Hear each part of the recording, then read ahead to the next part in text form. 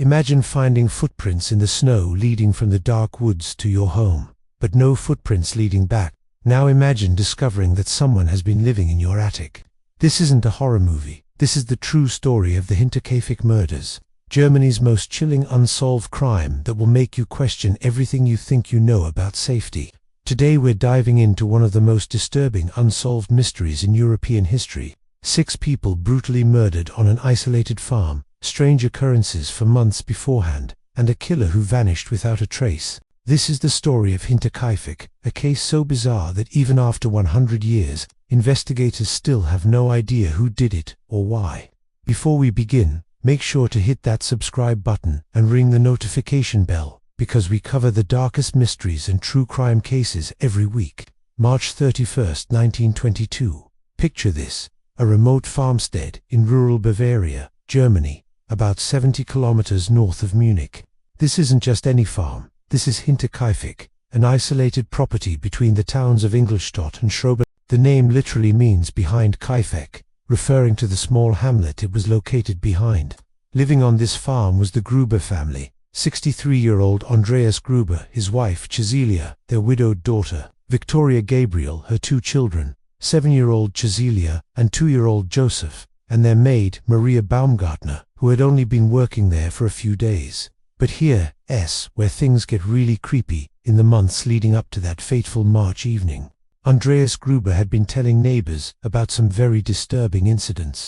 Andreas wasn't the type to make things up or get spooked easily. He was a practical farmer who knew his land like the back of his hand. So when he started complaining to neighbors about strange occurrences, people took notice. First, his house key went missing. Now, you might think, okay, that happens to everyone. But remember, this is 1922 in rural Germany. People didn't just lose their keys, and this wasn't just any missing key. Then came the footprints.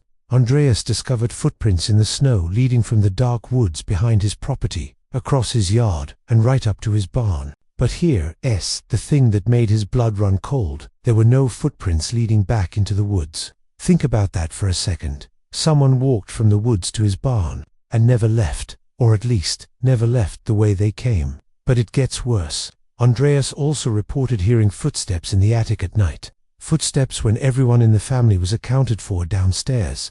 The family dog, normally friendly and calm, had become increasingly agitated and wouldn't stop barking at night. And here's perhaps the most chilling detail: their previous maid had quit just months earlier, claiming the farm was haunted. She said she heard voices and footsteps when no one was there.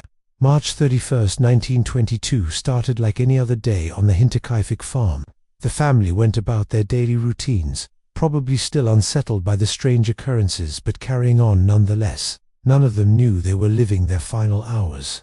As evening approached, someone or something emerged from wherever they had been hiding. What happened next was so brutal, so methodical, that it still sends chills down investigators' spines over 100 years later. The killer struck with what investigators believe was a pickaxe or mattock, a farming tool that would have been readily available on the property. But this wasn't a crime of passion or a robbery gone wrong. This was systematic, calculated, terrifying. Andreas Gruber was found with his face so badly beaten that his cheekbones protruded through shredded flesh. His wife Cecilia had been strangled and then struck 7 times in the head with such force that her skull was cracked open.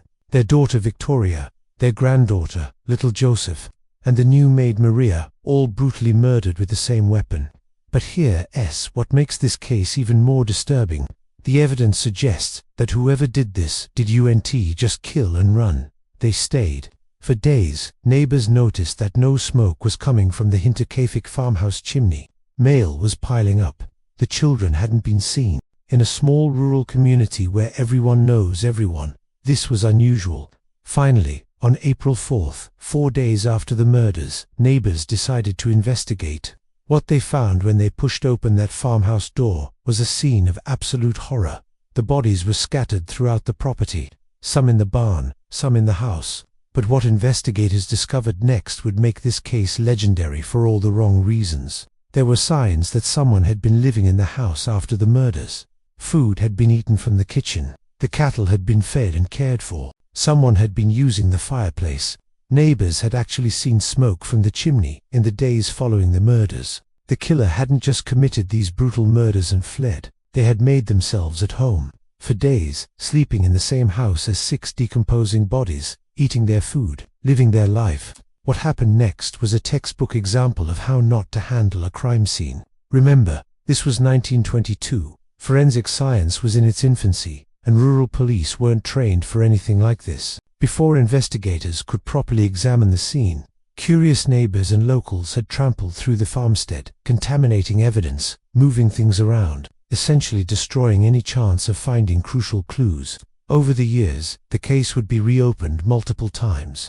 Different investigators would propose different theories. Modern forensic techniques would be applied to old evidence. But despite all of this, despite over 100 investigations and countless theories, no one has ever been definitively identified as the killer. Some suspected family members, others pointed to drifters or criminals passing through the area. There were theories about financial motives, family secrets, even supernatural explanations, but none of them have ever been proven.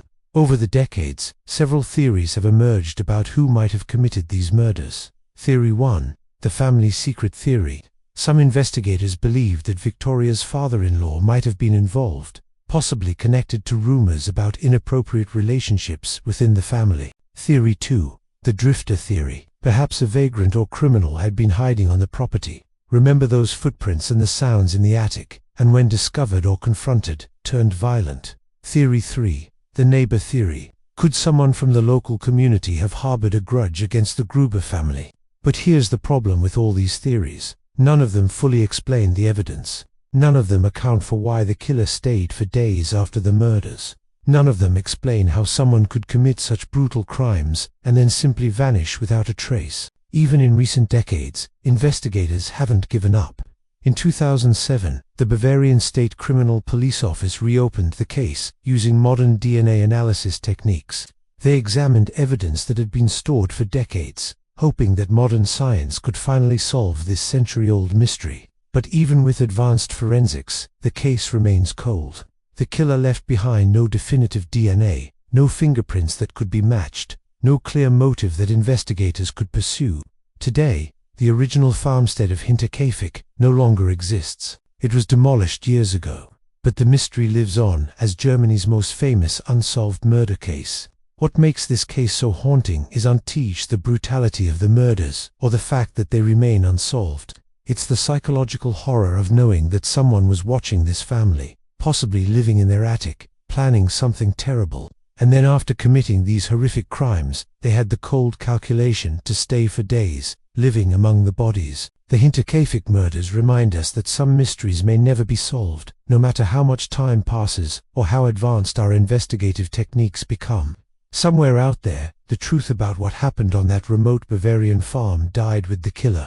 6 innocent people lost their lives in one of the most brutal and bizarre crimes in European history. And after more than 100 years, we still don't know who did it, or why. What do you think happened at Hinterkaifeck? Do you believe it was a family member, a stranger, or something else entirely? Let me know your theories in the comments below. If you enjoyed this deep dive into one of history's most chilling unsolved mysteries, make sure to give this video a thumbs up, subscribe for more true crime content, and hit that notification bell so you never miss our latest investigations into the darkest corners of human behavior. Thanks for watching, and I'll see you in the next video. Stay safe out there.